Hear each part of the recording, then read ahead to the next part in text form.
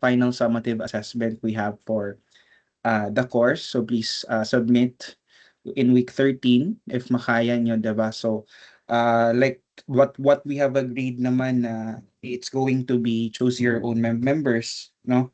Kayo bahala mag-choose ng grupo nyo, no? Dun sa assessment natin. So I have trust that you can perform this one and hanap kayo ng someone that you're going to interview with. You have problems ba with the assessment? Anything you have questions regarding dun sa gagawin ninyo na output submission? So you can raise now your concerns if may mga questions kayo doon regarding dun sa assessment, no? So you have questions ba? Wala? Are you sure? Okay na tayo doon, ha? Wala na tayong concerns dun sa mga none so far. Okay. Sige. Dumako tayo sa last lesson. Sige, go, go, go. At least walang problema sa groupings and sa ano ninyo. Saan na ba tayo? Child psychology. Yan. We're now going to lesson number 5, specialized applications, no? Child health and forensic psychology. So gusto kong i-highlight ito para at least mayroon lang kayong glimpse ba. Meron kayong knowledge kung ano ba yung mga fields na papasukin ninyo sa psychology or sa field ng psychology, no? Kapag nag-clinical psychology talaga kayo. So, ang clinical psychology, hindi lang siya isa, no? Marami siyang specializations.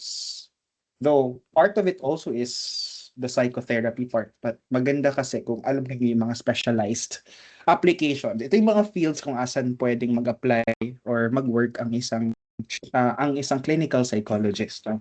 Ako, isa naman akong clinical psychologist talaga kasi yun din yung major ko or yung concentration ko yung nag-aaral ako sa masters ko, no? So, major in clinical psychology. And ito talaga yung pinaka-generic. Kapag sinabi mong psych, generic yung clinical psychology na field. Though some opt for IO, mayroon ding iba na educational or school, no? But mostly, nag-o-opt talaga sila sa clinical psychology. And marami naman talagang opportunities for clinical psychology. We have child psychology, health psychology, and forensic psychology. So, isa-isahin natin. So, clinical child and adolescent psychology, ito naman ini-emphasize niya yung developmental perspective, no? Family context and multi-informant assessment. So, dito yung mga bata, no? Mostly, or adolescents. Typically, assessment, kapag may, let's say, there is a neurodevelopmental condition involved, kagaya ng autism, intellectual disability, ADHD, things like that, no? Or even yung mga learning disorders. So part of it also is, let's say, is a child psychology and sa behavioral din nila, no? Minsan kaya mag-conduct ng CBT ang isang clinical psychologist, parent training, no? Ginagawa din natin 'yan or yung tinatawag nating anong term 'yun, skills para siyang skills-based na session with a parent, no? So yung capacity building, 'yun. And play therapy din. So nandito, if mahilig kayo sa bata, ganyan. So dito tayo sa child psychology. So sino bang mahilig sa bata dito?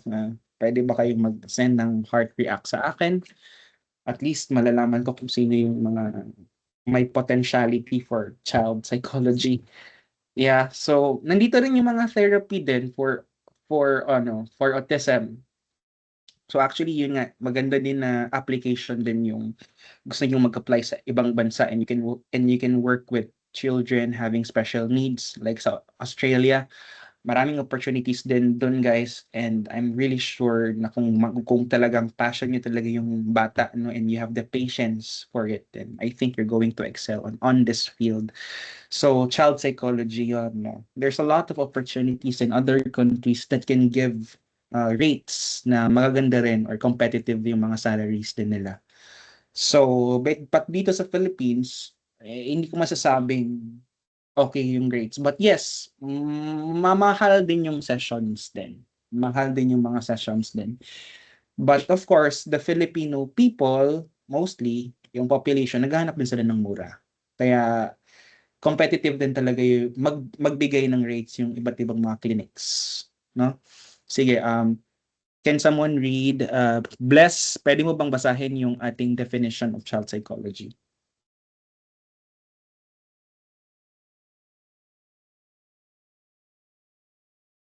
Child psychology is the scientific study of how children grow, think, feel, and behave from infancy through adolescence. It examines all aspects of a child's development, including cognitive, emotional, social, and physical changes, and how these are shaped by both biological factors and environmental experiences. So, common areas of practice in child psychology: psychological assessment, cognitive tests, behavioral evaluations, diagnosis of developmental, emotional, or behavioral conditions, therapy for children, like play therapy, CBT for children, family therapy, school psychology, and educational support. And then lastly is guidance for parents and caregivers. Yeah. So, ang core talaga or talagang naka-focus talaga sa bata, no? Basta child psychology. How children grow, think, feel, and behave from emotions up to their intelligence, up to their learning capacity, behaviors, lahat, no? Yung developmental milestones, 'di ba sa dev site nyo, tinitingnan din natin yung mga appropriate milestones kung na-reach ba yung ganito, no? Very crucial yung mga stages, yung mga cases na may mga neurodevelopmental conditions. Anchor yun ng child psychology. So, kasali dito yung physical development, no, yung sa brain, motor skills, body, no, physical capabilities. Cognitive development then how they learn, solve problems, use language, remember, no? Emotional development then how they understand their emotions, how they express emotions and manage their emotions, empathy and coping skills, and social development then how children interact with other children, how they form relationships with their parents, with peers, teachers, and other people, no, in their life. So socialization, social skills, moral development, and identity formation. So ito yung mga focused ng child psychology. So why does this is important, guys? Why do you think child psychology is vital in the clinical psychology field? Sa tingin nyo ba may essence siya sa bansa natin or sa ibang bansa, no? Sa tingin ninyo? Kasi nga maraming mga magulang din na sometimes they don't understand what's happening in their kids. They want answers. And needed tayo sa field na ito kasi tayo nang bibigyan ng gabay sa mga magulang na hindi alam yung nangyayari sa anak nila. They don't understand what is autism. Hindi nila alam yung symptoms ng ADHD. Hindi nila alam yung symptoms ng specific learning disorders or even intellectual disability, in global developmental delay. We give answers. We give evidence-based na mga sagot. Kaya mahalaga ang child psychology kasi nga malalaman natin talaga yung assessment and as much as possible, mas maaagapan natin yung condition ng bata. As early as possible, at least, nalalaman ng parents ano yung dapat niyang gawin. If the child needs to undergo treatment, kagaya ng speech therapy, occupational therapy, and such, no? Which is nakakatulong kasi yun sa development niya over time. And important din na as early as possible, every time or every day is important kasi nagmamature yung bata eh, no? So as early as possible, mas maaga yung intervention, mas malaki din yung probability na maganda yung magiging prognosis, yung future condition ng bata, no? 'Di ba? Kita niyo naman din yung anak ni Chris Aquino, 'di ba si Josh? 'Di ba si Josh, ang galing na magpiano, 'di ba? So as early as that age din kasi talagang natutukan din yung autism ni Josh as he grows up. So nagkaroon ng intervention, no? And so naging sociable siya, no? Manageable yung mga disruptive na mga symptoms, gano'n. So mahalaga ang child psychology.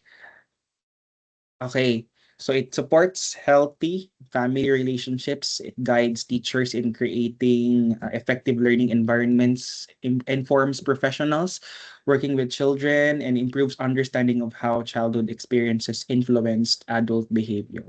So ito, mahalaga, no? Child psychology. You have questions or you have something na curious lang kayo? Excuse me, sir. My question ako, sir. Sige, go. I'm sorry. Ano po, sir, what if po, if yung child, meron siyang, let's say, autism. So, paano mo po siya isabi sa parent?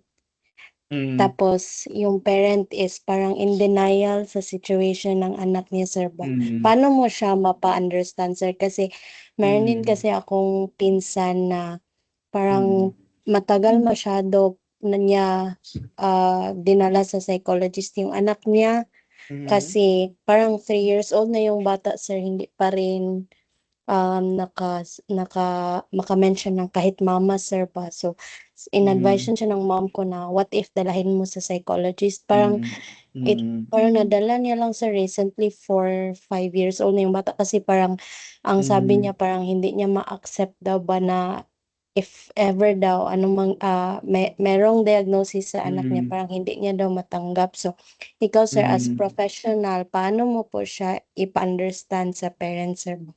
Yun yung struggle Parent. ng mga magulang. Honestly, to be honest, marami akong mga parents na in denial talaga. And ayaw kasi nila talagang malagyan ng label kung ano man yung dapat lagyan ng label, no? At first, syempre, mag-a-assess ka muna kung talaga bang confirmed ba talaga or other case yun. Kasi pag hindi nagsasalita yung bata, pwedeng selective mutism.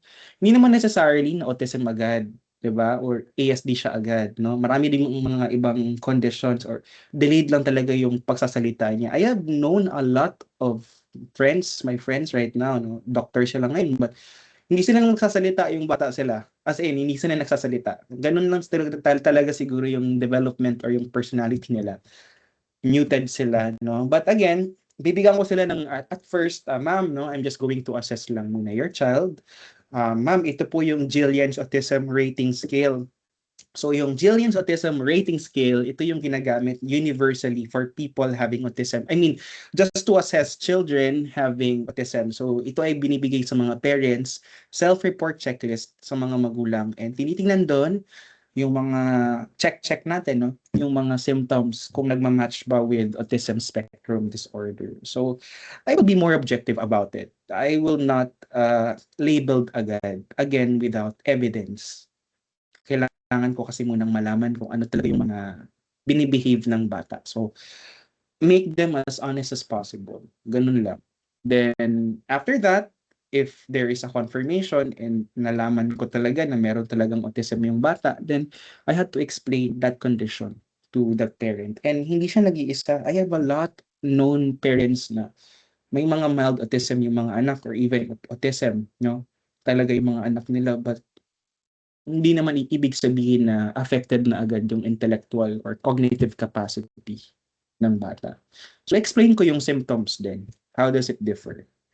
Kasi 'di ba, ang symptoms talaga ng autism, RRB, repetitive and ritualistic behaviors. And there is a problem with socialization or how they comprehend, no, social norms, signs, no, and all. Hindi naman ibig sabihin na cognitive delay or cognitive deficit na agad. Ini-explain ko. But more likely, pwede kasing sumabay yung dalawang yun eh. Si Global Developmental or si ID, tsaka si ASD. Pwede siyang sumabay din kasi. So, depende rin sa case. So, that's how I'm going to handle it.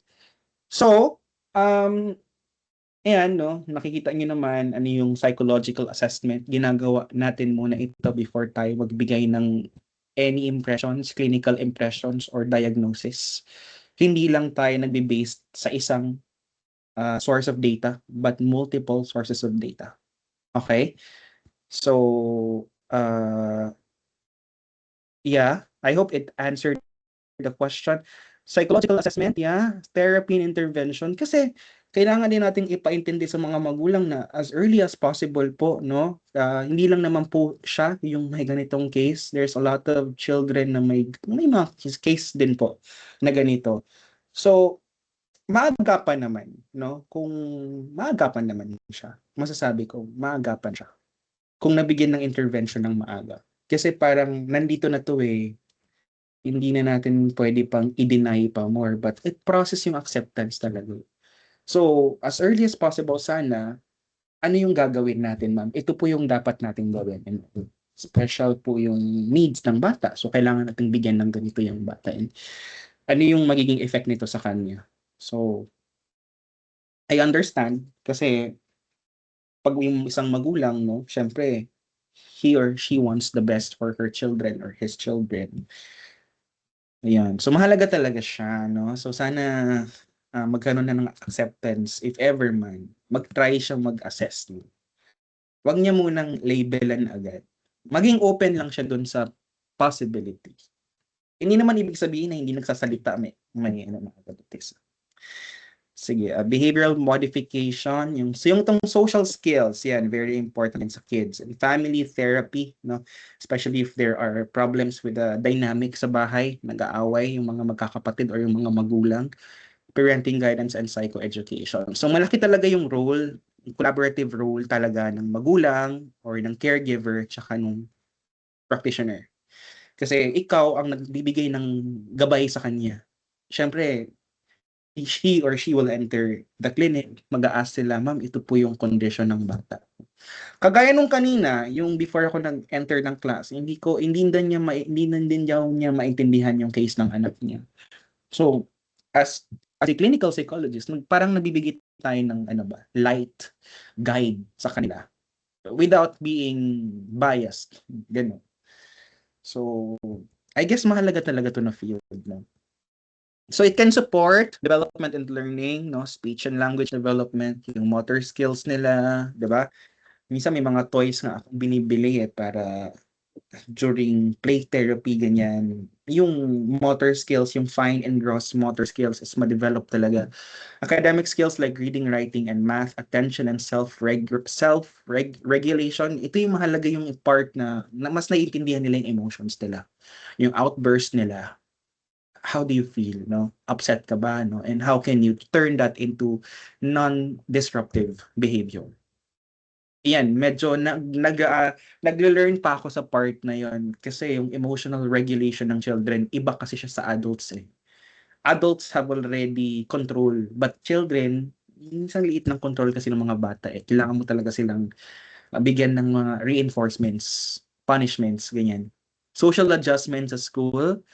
So again, we work closely with teachers, pedia, families to support child's overall growth. Ako rin minsan, nire-refer din ako sa mga pedia or developmental doctors, no? So, as psych, may mga referrals din tayo from their side for further assessment and therapy interventions.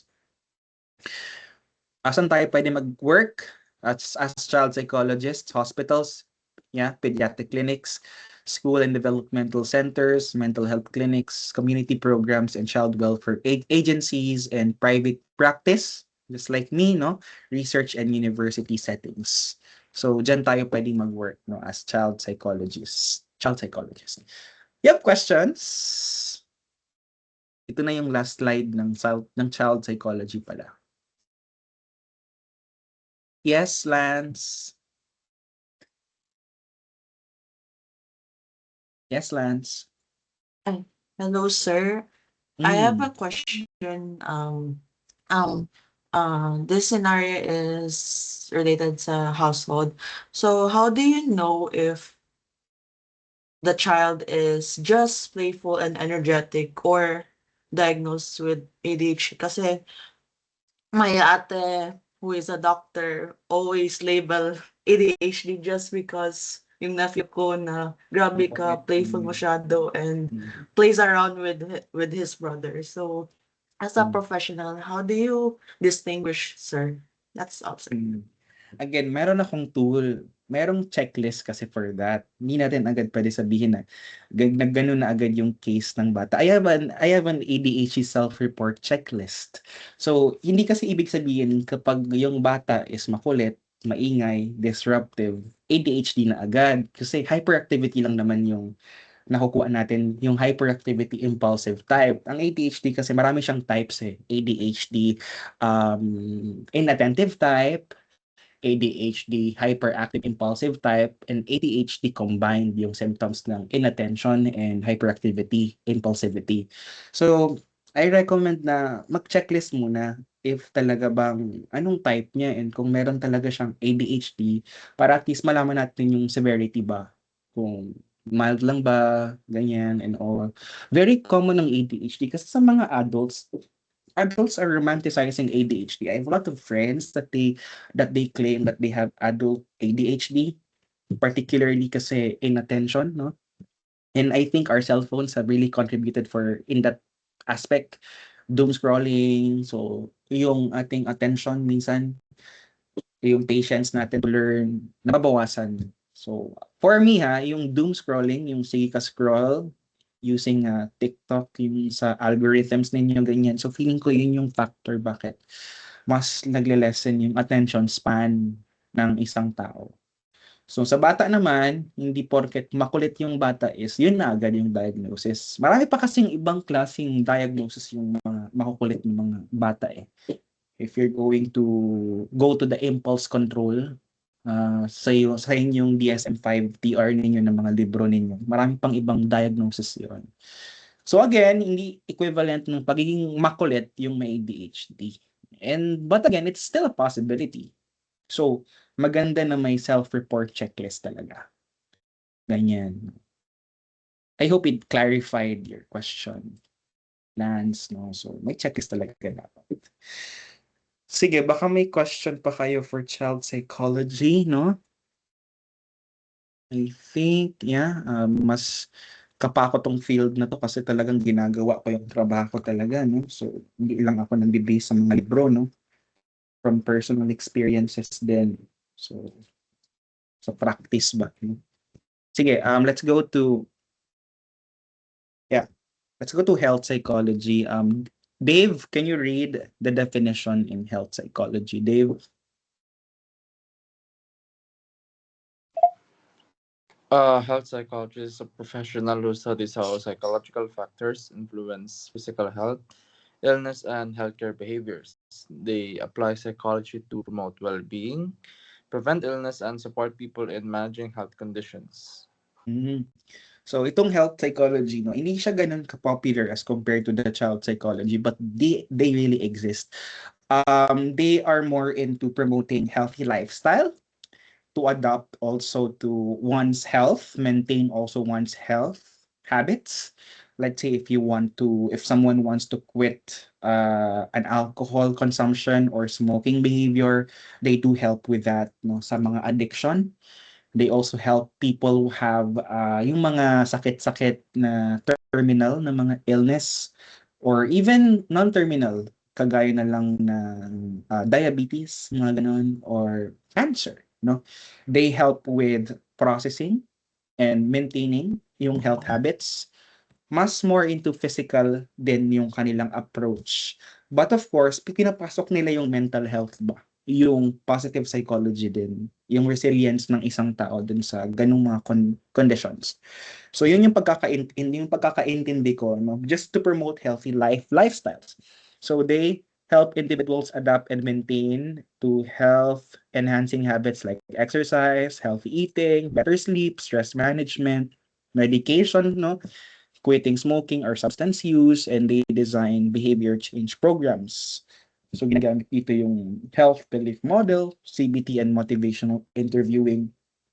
Sa masters kasi, separate yung subjects ng child psychology tsaka health psychology. So specialized na masyado kasi pag nag-graduate programs na kayo. I think sa undergrad wala pa talagang mga ganong specific programs. Well, but they have clinical psychology. But sa master's level na, separate na yung mga subjects for that, no? So, yeah, they also help people to cope with illness, chronic man yan, just like what I mentioned, yung mga hypertension, cancer, no, asthma, pain conditions, adjustment to diagnosis, treatment to related with anxieties, and they teach coping strategies, relaxation skills, emotional support to improve the quality of life. So, ayun, doon sila pumapasok na sa health ng isang tao. They also conduct psychological assessment sa health, like the stress level, coping styles, health habits, readiness for behavior change, no, and psychological factors affecting medical conditions. Kasi malaki kasing factor talaga yung psychological aspect sa treatment or dun sa condition ng isang tao. They work in healthcare settings, like they collaborate with doctors, nurses, dietitians, physical therapists, public health workers, and they help improve patient communication and yung pag-comply ni patient dun sa treatment. So there are treatments kasi talaga na have side effects or hindi gusto talaga ni patient. So, just like yung chemo, ganyan, mahirap yan, hindi basta-basta kasi may side effects din yan, no? So, a health psychologist can help with that in the treatment ba, adherence ni patient. And para mas maintindihan din, mas maunawaan ni patient and for him or her to gain acceptance with the condition that he or she has. Okay? So, what do health psychologists do? They can develop health programs and interventions for smoking cessations, weight management, stress reduction, maternal and child health din, no? Patient education, community health promotion. Ayun. So, they work in the communities din talaga mostly. So, one best example I can give is rehab. The psychologists who work in rehab, I consider them as health psychologists. Yun. Yung mga nasa Babista, no? Yung mga ganun, New Day Recovery Center. People who work with addiction programs, psychologists there are health psychologists. Yun yung mga examples ko. So if makapag-internship kayo, tapos maka-work kayo dun sa JJV ba yun? No? Yung John Valderrama or sa New Day Recovery Center, they are health psychologists yung mga tao dun. Murag social worker. Dili po siya murag social worker actually. Social worker, different naman din yung kanilang but they are more into the health of the person para matabangan tong person for the lifestyle na gusto niya or the healthy habits ba. They're different from social workers who are more into ano ba yung work ng mga social workers are more into making case reports or studies but lahi ang specialization. Again, mas focused sa behavior and the patient's health condition. So, yeah, that's the best example that I could give. Mga nag-work sa mga rehabilitation centers. They are health psychologists. So, they can work in hospitals and clinics, public health agencies, community wellness programs, universities and research institutes, rehabilitation centers, no, yan ang pinaka-best example ko. Corporate wellness program. Yes. Ako nakapag-work ako nito before. Wellness coaches, ganyan. So, sila yung mga parang guidance counselors ng mga employees no, sa isang BPO industry. If you know the term wellness coach or resiliency coach, no, ano rin yan, malaki din yung pay actually ng mga ganyan kasi sa BPO din kasi siya na field. So, they promote one-on-one individual counseling, group therapy, mga ganyan. So, yun yung mga jobs din sa corporate wellness programs. So, they have good rates, honestly. They can offer as high as 6 digits if may position ka talaga. Yan, no? But of course, that is Manila rate. So, iba naman yung sa Davao din. No? Private practice, yeah, you can also provide also. Pero ako na hindi ako masyado nagbibigay ng ganito masyado sa clients. Kasi alam ko din naman na may mga institutions din or centers na mas specialized sa ganito. So you have questions? Do you have questions sa health psychology or what is a health psychologist do? Ganyan. Sige daw, may mga questions kayo or curiosity ninyo, ganyan. Ano yung ginagawa ng health psychology? Asan sila pwede magtrabaho or something? And magkano yung yung kitaan sa health psychology? Baka gusto nyo i-ask yun. Sige, baka may mga questions kayo. Go lang. Throw it away. Or curiosity. Okay. We're actually now in the psych na field. So, ginahatagan na ako musagid ang real world ba? Again, this is more than mangod sa book. It's not just the book akong so i-teach sa inyo. Anong difference sa private practice, sir? Different sa private practice. Again, si health psychology kasi, usually manggod, na siya yung mga institutions, centers that they provide this one. But honestly, it can be done in the private setting, especially if one-on-one kay ni patient or ni client. Ang goal man gud ni health psychology gid is to really promote the healthy habits and lifestyle na gusto gid niya for himself or herself. If nakasuffer siya og addiction or even painful ang iyang pag-adjust sa isa ka condition ba, like let's say hypertension or cancer, gina-allow na to si patient na makadevelop og coping skills for him or her to accept and makabuhat siya ways on how we can manage his health condition. So again, focus sa overall health condition ni patient or the client. So it can be done sa private setting, but usually manggod centers, rehabilitation centers, offered po siya, no?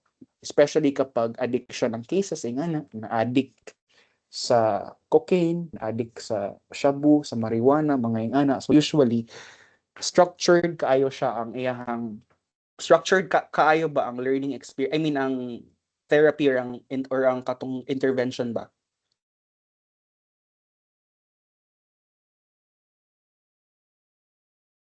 Okay, sige po may question.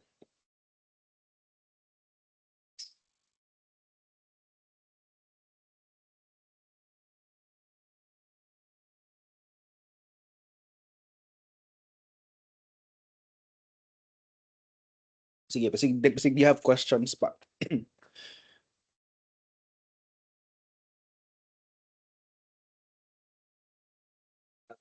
Check lang ko sa inyong attendance no karon. Thank you. Sige. Did I answer your question, Rain? Na sagot ko ba ng maayos? Yung tanong mo. Pwede siya gawin. Yeah, pwede siya gawin. But of course, mostly kasi lumalapit talaga sila sa mga structured mga institutions. And kumbaga ka na mga problems or concerns sa health, mahulog siya sa counseling usahay or therapy. Usahay, one session na lang na siya, no? But there are institutions or clinics na structured good siya for that. Kana gyud. So mao na ako maingon na experience na ako. So now let's go to the forensic psychology. Kinsa gusto mag forensic diri kani jud ang pinaka naay kwarta sa tanan. Yeah, actually nag-aaral din ako ngayon for annulment and nullity of marriage. Mataas masyado ang sweldo dito. Pero of course, mahirap tong natrabaho. So, let's call someone to read. Sige, Rain, can you read the definition or ang mga bullet points for forensic psychology? Mamino mo ani ha? Kay interesting kanina feelings. What is forensic psychology? Forensic psychology is the branch of psychology that applies psychological principles, research, and assessment methods within the legal and criminal justice system. It bridges psychology and law, helping courts, law enforcement, and correctional settings make informed decisions about human behavior. Yeah. Forensic psychologists apply psychological principles within the legal and criminal justice system. Their work involves assessment, evaluation, expert testimony, and consultation with courts, lawyers, law enforcement, and correctional institutions. Okay, that is forensic psychology. Okay, what comes to your mind with forensic psychology? Can you type it in sa mga naa sa inyong mind kapag magstorya tag forensic psychology? Or sige daw. Before ko muna ako sa mga succeeding mga points.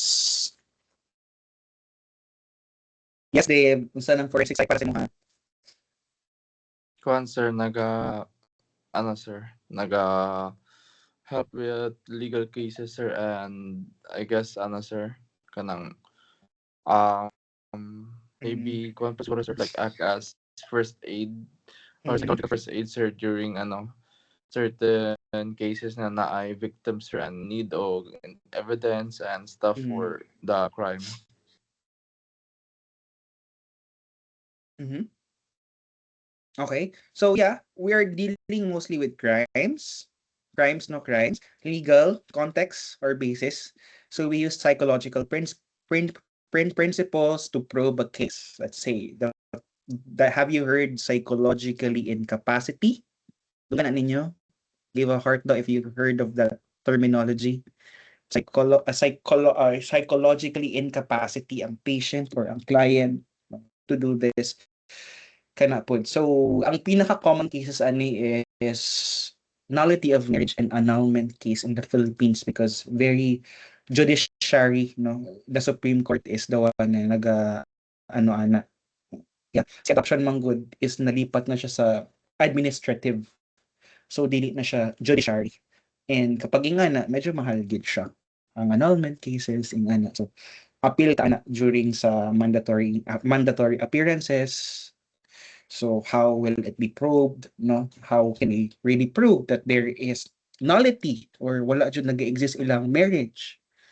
So as I've learned, nullity of marriage na anay three cases gyud, no. Ako na learn is incurable, no, dili na kaya ma-cure sa therapy or counseling. Number two is ang iyahang ang intensity, no, how intense ang nabuhat, no. And number three is of course ano pod kanang kumbaga number three gani limot ko basta incurable ang intensity, how intense, and if there's harm, danger involved na. So there are three factors to consider for that case, no? But later sige lang ano lang nako sa inyo, I will just explain that sa inyo later on mga common cases.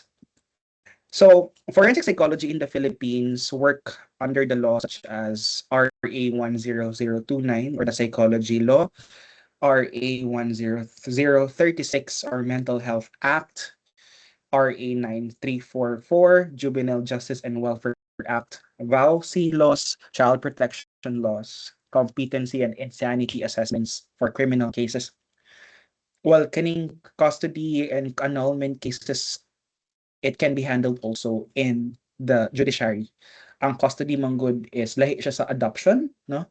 Si custody is more of asa maadto ang care sa bata, no? So forensic psychology offers collaboration with RTCs, DSWD, the PAO, law enforcement, and correctional institutions. So there is a specialized course or diploma if you really want to pursue forensic psychology yun. Yeah. So let's go here. Forensic psychology, they do apply psychology in the legal system. Let's say insanity defenses. Whenever that there is a case that the person will plead not guilty because of insanity or psychological incapacitated siya to do such crime. Expert testimony, yeah, psychologists can act as expert testimonies para i-prove ang case ni client or mas idiin si client na ingani siya or ingani siya. Dangerous ang hinganing honestly naapoy danger or harm. A friend of mine asked me, said if you're willing ba, are you willing to kanabang na yung mga death threats, mga ano, maka ano ka, because this is a sensitive matter man good. So labanan man good ni siya diri so na-adjoy court hearings and cases ni siya. So again, to be in this field, you really have to have the balls, no, sa term na.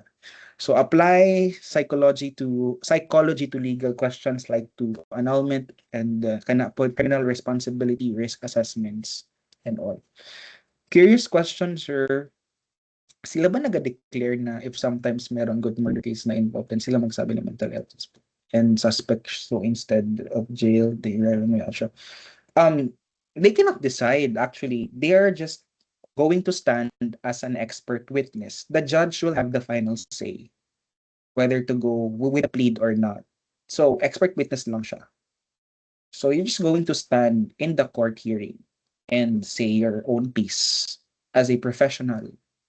So you're not going to decide. More recommend lang ka as based from your knowledge and expertise. Expert witness lang ka. And separate siya na bayad ha. From if ever you're going to handle cases like this one, kanang mag-stand ka sa case and all. Kana naman to I've heard Andal et wait lang ha. Andal et al. May friend kasi ako na work din sa mga ganitong cases din. Nag-learn din ako sa kanya about Andal et al. Ata. Yun. If you want to learn more about this, ha, meron kasing case din. Hanapin ko ha. Ko lang din talaga makita din for myself. Sige, your questions, fire it away or anything you want to. Tan Andal, no? Ito.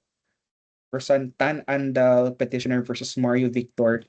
You can read this one. You can start reading on this one if you really want to start learning about forensic cases, no? Tan Andal ano ko yung link ha? Isa-send ko yung link sa inyo. Ito yung real talaga ni case. Supreme Court Library siya galing. So this one, merong kayong malalearn whenever you can read the case, this one. Yeah, separate bayad siya. Separate bayad ang expert witnessing. Murag every court appearance mo is 10,000 mga ingana. I'm not sure with the rates right now, but the case man god, you're going to work man god with it. Magbuhat kag psych report, maghatag kag assessment and therapy and all. You really have to prove man good na incurable gid siya. Let's say ang depression, kumbaga kabalo mo sa pinaka incurable gid ng mga sakit sa mental health, not sa isa ka tao. Sige daw, katagid ako mga incurable. Schizophrenia, sir. Yes, that's one. Unsa pa? Mga dili na kayo ma-cure ba kanang manage na lang ana.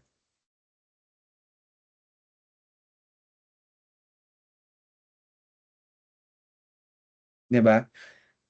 Unsa pa man? DID, dissociative identity, yes, pwede kay yeah. So schizophrenia and personality disorders. Kana gid sila.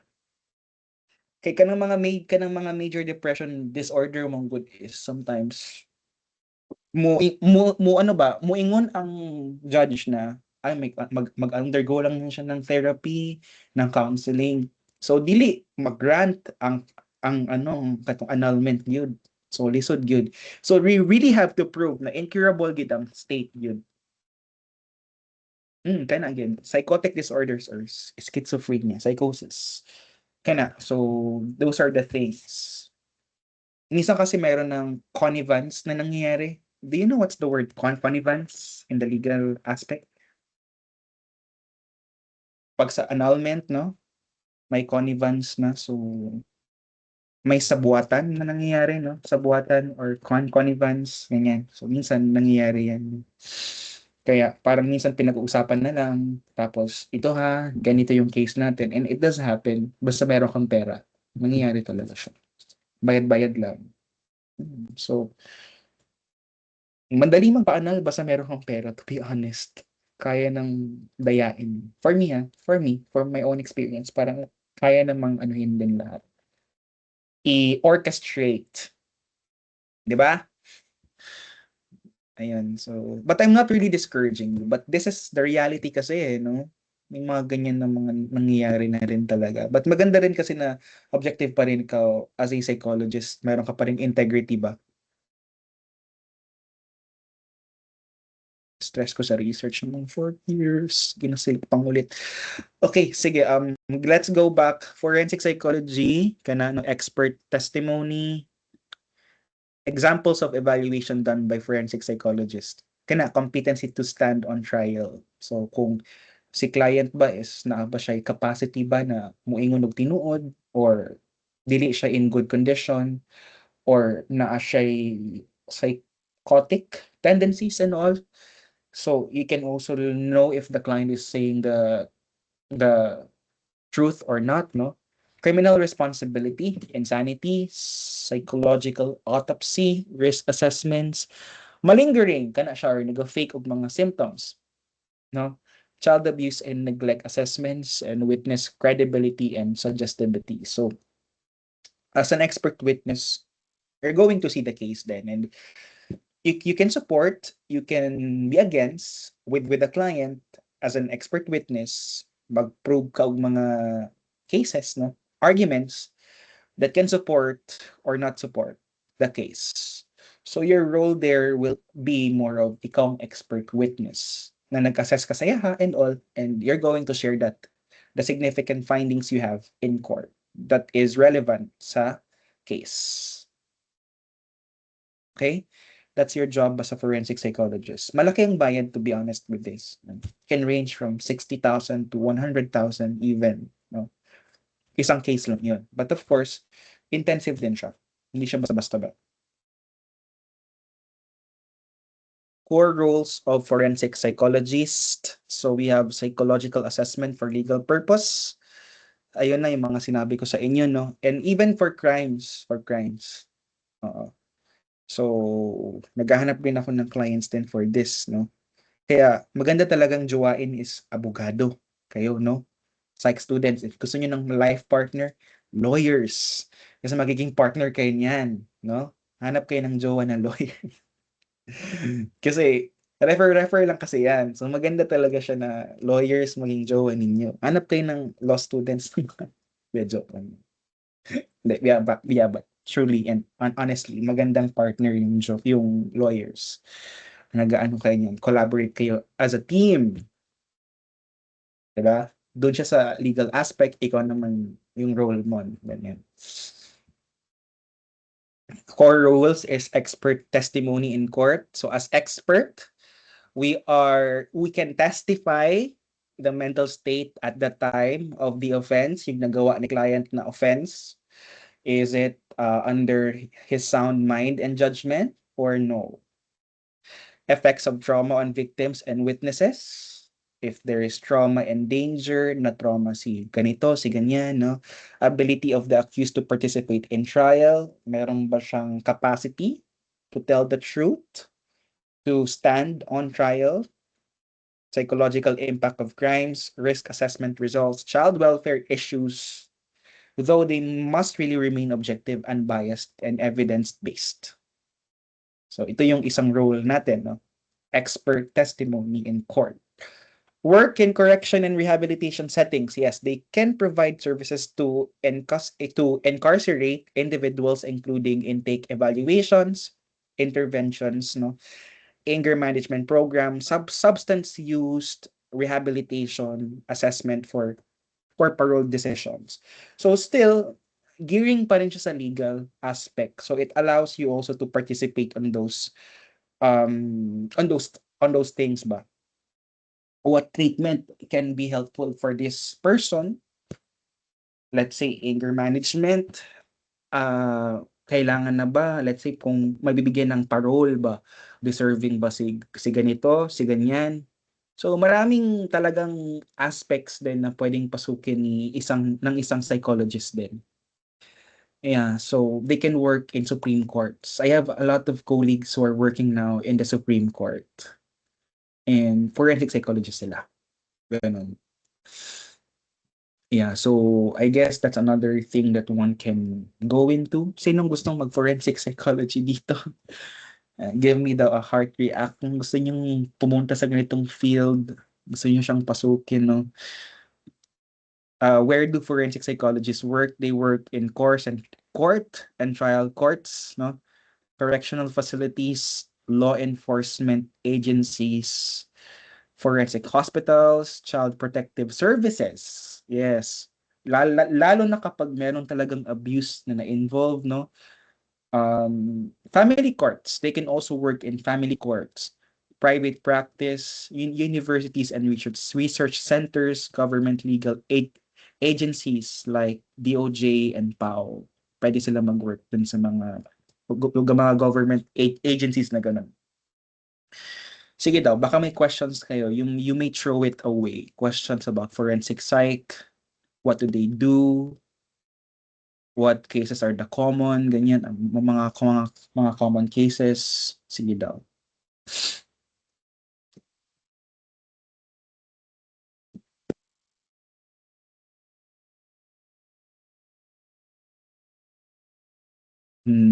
What's something sa field na interesting pala sa inyo daw? What's something sa forensic psych na interesting sa inyo? Nag-watch ba kayo ng Law and Order? Yeah, siguro, or How to Get Away with Murder, ganyan. So, ano ba yung mga nagpapa-interest sa inyo sa forensic psychology?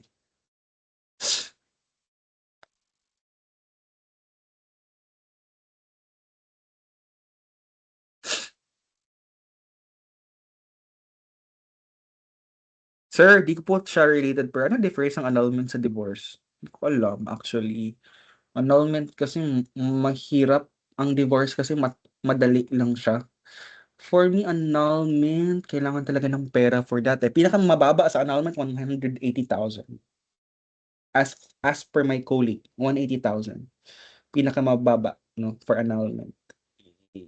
Well, try nyo daw i-search. Difference ang dalawa. But separation man din pa rin yung iba, no. Meron ding iba na nullity of marriage, ha. Hindi lang annulment. Ang nullity of marriage, ito yung parang case na hindi talaga nag-exist yung marriage nila from the very start. I have clients who are lawyers na ito yung plead nila, nullity of marriage. At saka, nag-grant naman din. So, nullity of marriage, hindi nag-exist yung marriage nila from the very beginning. Ang annulment kasi, nakakat yung marriage nila. Iba yung, implications niya.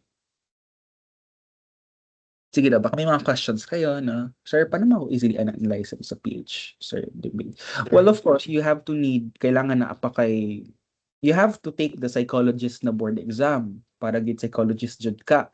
And after that, you can proceed with the program sa forensic psychology, no? Na naman to sila diploma lang. It's not a degree, but it's a diploma. I think number of 3 months, something ganyan. And then magkakaroon ka na ng diploma in forensic psychology. Nasa Ateneo ata yun, no? If I'm not mistaken. Yes, someone is speaking. Ano, sir?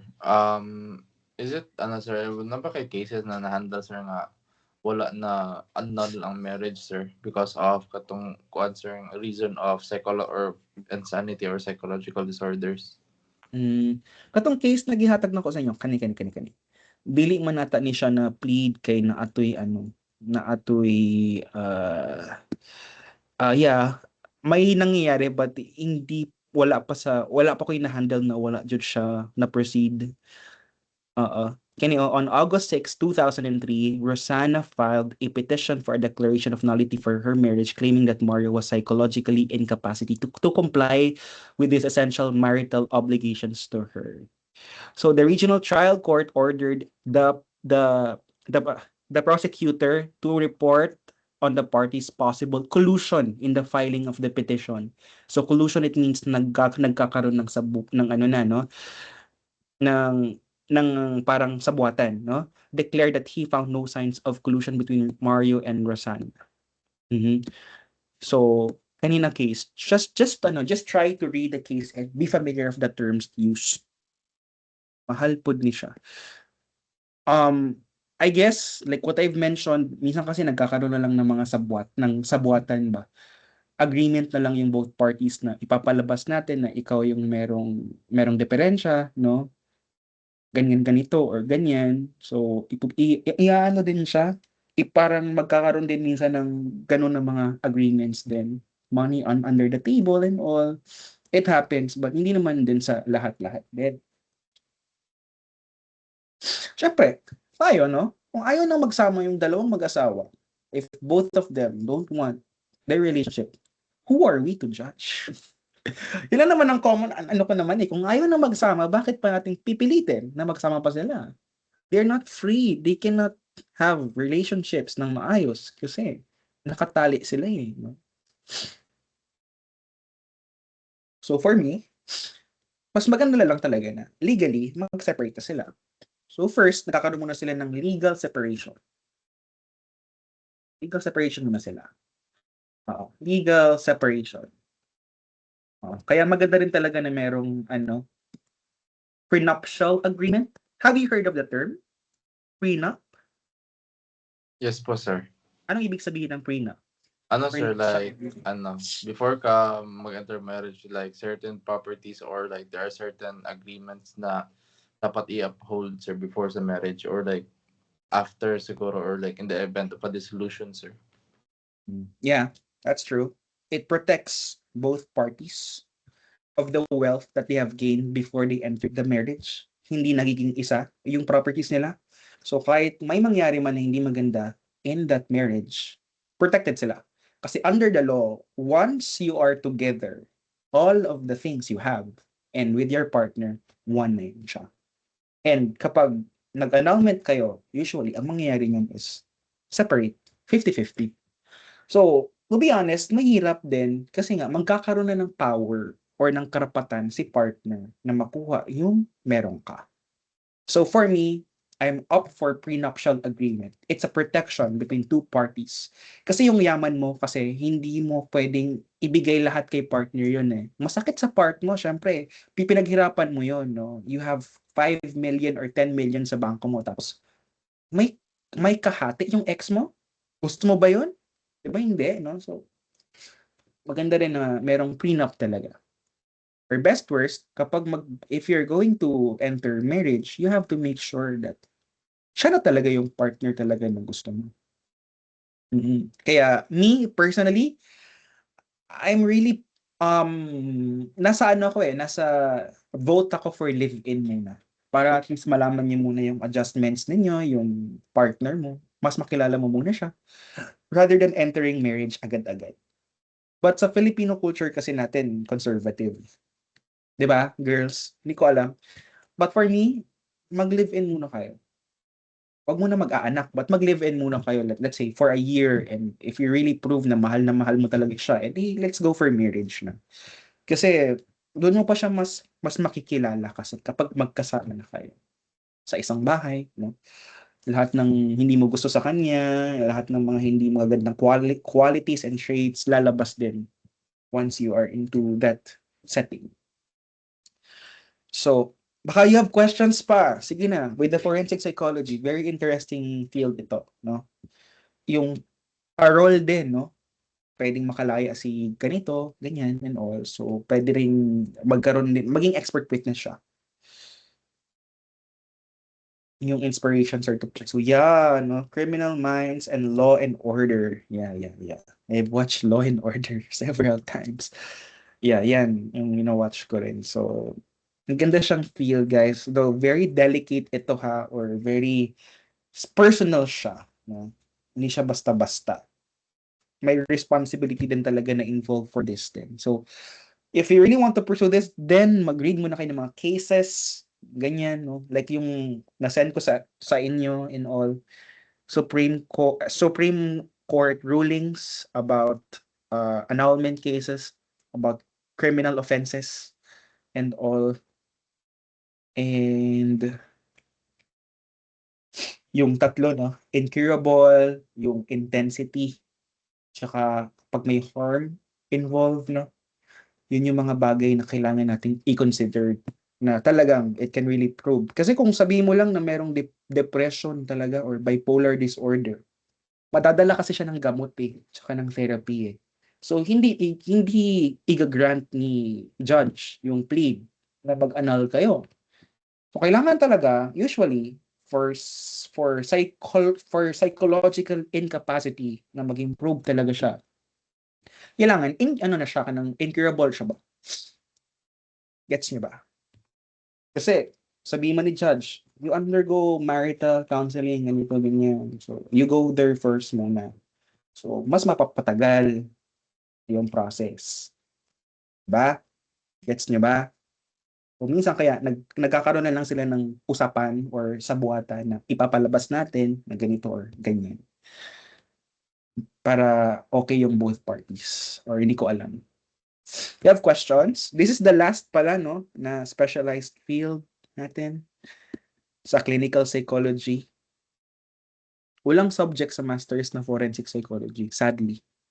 Parang diploma talaga siya or kailangan mo talaga siya i-take in. Sige daw, saan sa fields ng clinical psychology yung gusto ninyo? Chat niyo daw sa chat box para malaman ko kung ano yung pinaka nagbigay sa inyo ng interest. Sige daw, others. Meron din tayong term na military psychology na. Yan. Meron din yan, mga military psychologists din. Nag-work sila with the military, ganyan. Parang nagiging intelligence unit sila or first aider sa part na yun. Military. Sige pa daw, others. Ano yung mga fields na gusto niyong pasukin?